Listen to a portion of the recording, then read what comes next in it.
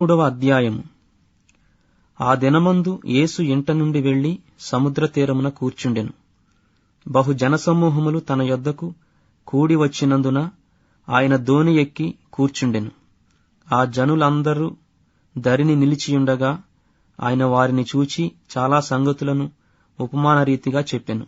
ఎట్లనగా, ఇదిగో విత్తువాడు విత్తుటకు బయలు వెళ్ళెను.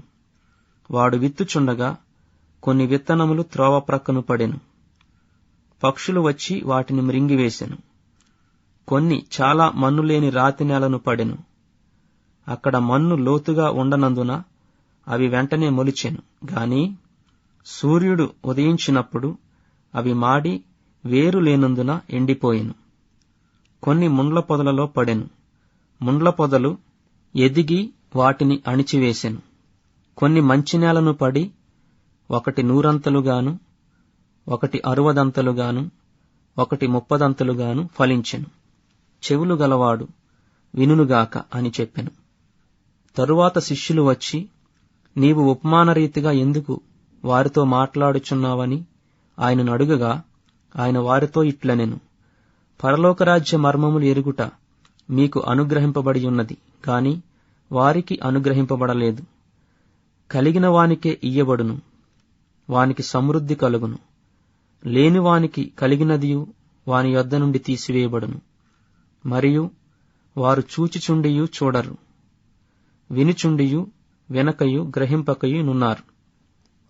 ఇందునిమిత్తము నేను ఉపమాన రీతిగా వారికి బోధించుచున్నాను.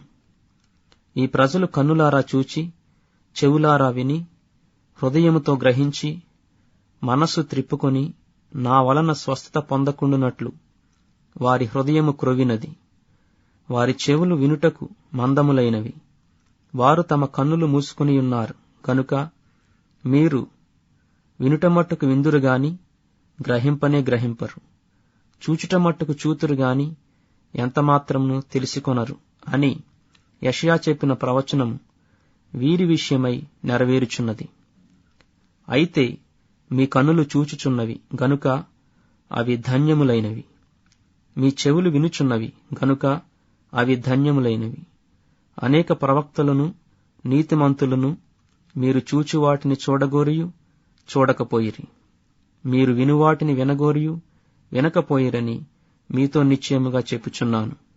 విత్తువాని గూర్చిన ఉపమాన భావము వినుడి. ఎవడైనను రాజ్యమును గూర్చిన వాక్యము వినియు గ్రహింపకయుండగా దుష్టుడు వచ్చి వాని హృదయములో విత్తబడిన దానిని ఎత్తుకొని పోవును. త్రోవ ప్రక్కను విత్తబడినవాడు వీడే. రాతి నేలను విత్తబడినవాడు వాక్యము విని వెంటనే సంతోషముతో దానిని అంగీకరించువాడు. అయితే అతనిలో వేరు లేనందున అతడు కొంతకాలం నిలుచును, గాని వాక్యము నిమిత్తము శ్రమయైనను హింస అయినను కలుగగానే అభ్యంతరపడును. ముండ్ల పొదలలో విత్తబడినవాడు వాక్యము వినువాడే గాని ఐహిక విచారమును ధనమోసమును ఆ వాక్యమును అణిచివేయును గనుక వాడు నిష్ఫలుడవును. మంచి నేలను విత్తబడినవాడు వాక్యమును విని గ్రహించువాడు. అట్టివారు సఫలులై ఒకడు 100 ఒకడు 60 ఒకడు 30 ఫలించునెను. ఆయన మరి ఒక ఉపమానము వారితో చెప్పెను. ఏమనగా, పరలోకరాజ్యము తన పొలములో మంచి విత్తనము విత్తిన ఒక మనుష్యుని పోలియున్నది. మనుష్యులు నిద్రించుచుండగా అతని శత్రువు వచ్చి గోధుమల మధ్యను గురుగులు విత్తిపోయెను. మొలకలు పెరిగి గింజ పట్టినప్పుడు గురుగులు కూడా ఆగపడెను. అప్పుడు ఇంటి యజమానుని దాసులు అతని యొద్దకు వచ్చి, అయ్యా, నీవు నీ పొలములో మంచి విత్తనము విత్తితివి గదా, అందులో గురుగులెక్కడి నుండి వచ్చినవని అడిగిరి.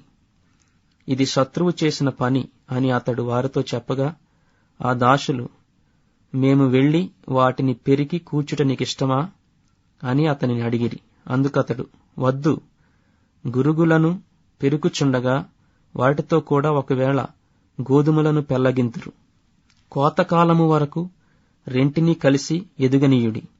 కోతకాలముందు గురుగులను ముందుగా కూర్చి వాటిని కాల్చివేయుటకు కట్టలు కట్టి గోధుమలను నా కొట్టులో చేర్చిపెట్టుడని కోతగాండ్రతో చెప్పుదుననెను.